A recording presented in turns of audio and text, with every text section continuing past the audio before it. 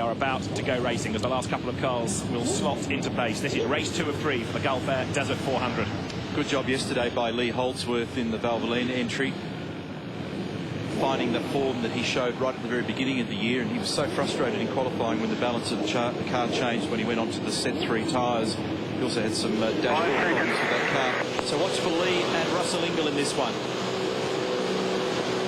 First of all, we wait for the red lights then. Engine neutralised, lights go on. Race 2 here in Bahrain is go.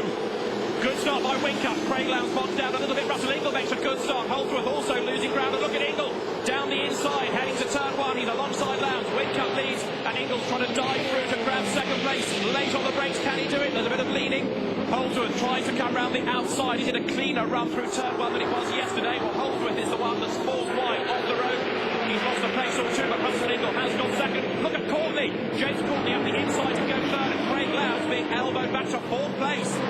Russell Ingall, great start, and problems at the back of the field there on the exit of turn 4. Somebody was half turned around, and Russell, great start to the race down the inside on the dirty line, and he made it stick, and it's very difficult to do down there on cold tyres. And Craig Lowndes was the one that ended up faring the worst out of the first 4 corners.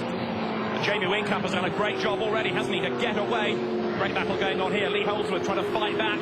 He's dropped behind Shane Van Gisbergen. He's looking for a way past us down the inside. Lowndes goes ahead of Courtney. Does he on the inside at turn 8? Yes, through he goes. That puts Lowndes third as they drop down towards the end of lap 1. Watch for the crisscross though. Was Craig's corner exit speed good enough to protect James down the other end? James was a bit frustrated that that gap was left there. And Lee Holdsworth, really an awkward start for him, having to take to the AstroTurf down there at turn 2 and 3. Cam McConville's got bent steering on the Wow Racing Commodore, and one of the Jim Beam cars showing signs of damage at the back of the pack as well.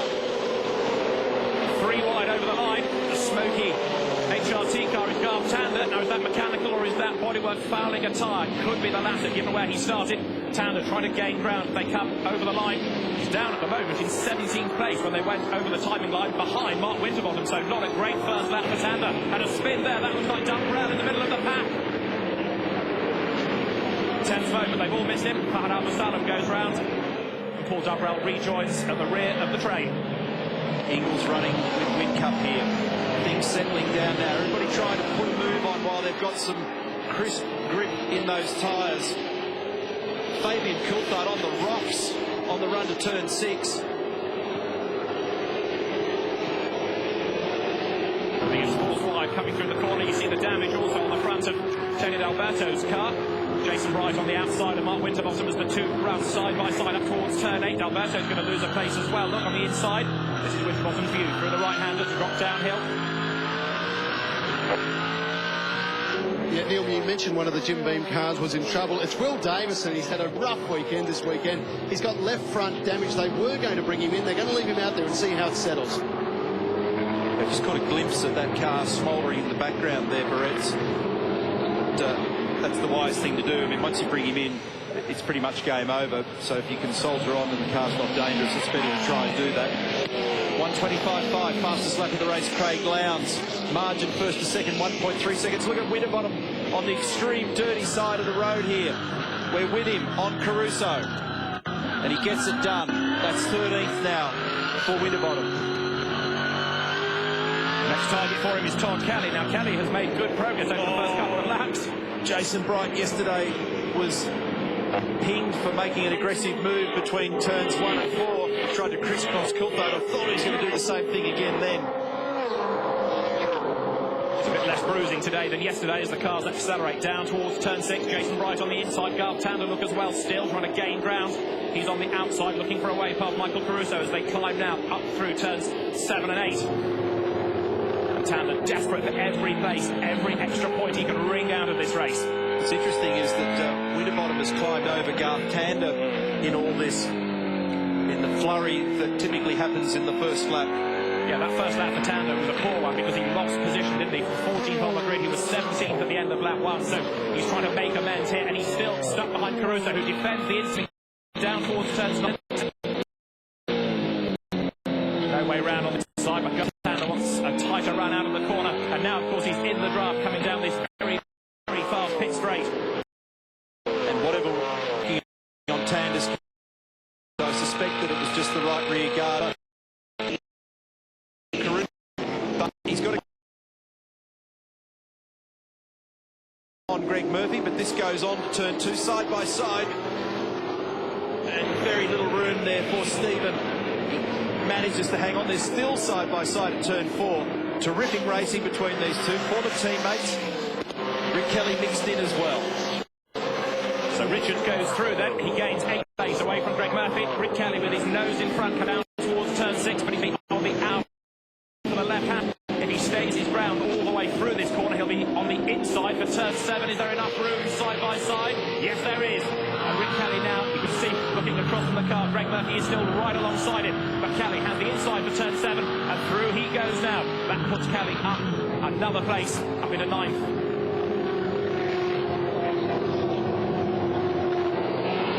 Such an awkward corner for these cars, turn 8. Most of the cars really battling to get the nose online and equally get the power applied on the exit. Running back the hill now to the final 2 corners. We have 1.5 seconds at the end of the last lap. Behind his second, Craig Lowndes, who had a mispass today with shift cut that he had every time he got to 7,200 RPM. He got this mispass and he dropped back from wing cut towards the end of the race. Today, Lowndes third, Courtney is 4th, Stephen Johnson 5th at the moment, and to round out the top 6 is Lee Holdsworth. On board with Garth Tander then down towards turn 1. He's back up into 14th place. Next Mark Winterbottom. He's got a bit of a mistake to make up though, and Winterbottom here possibly being held up a little bit by Todd Kelly.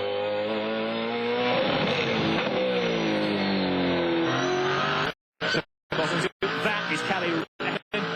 Frosty gained ground on the inside, heading down towards turn 6.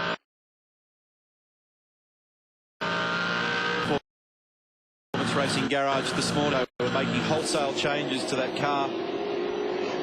Similar story at the Holden Racing team for Panda. Front end is speed change. Todd particularly quick yesterday and great that penalty quite well. He had pace in qualifying, of course.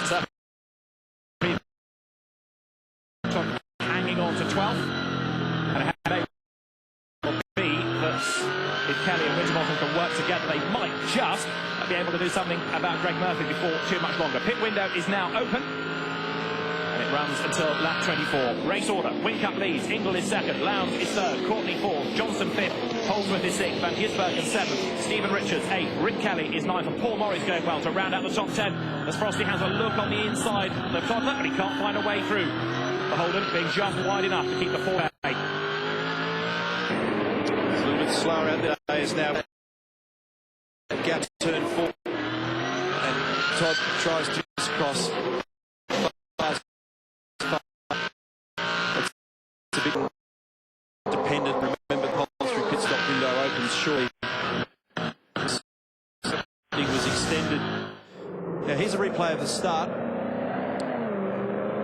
The lights flicked, and actually Russell left, stopped again.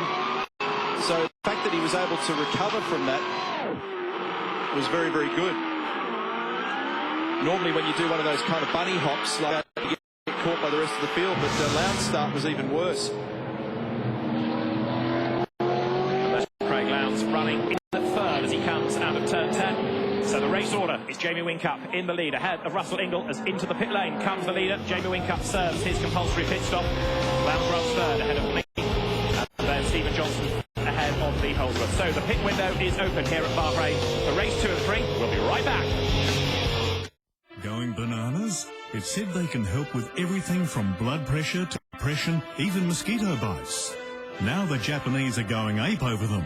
In fact, so much so their shelves are bare.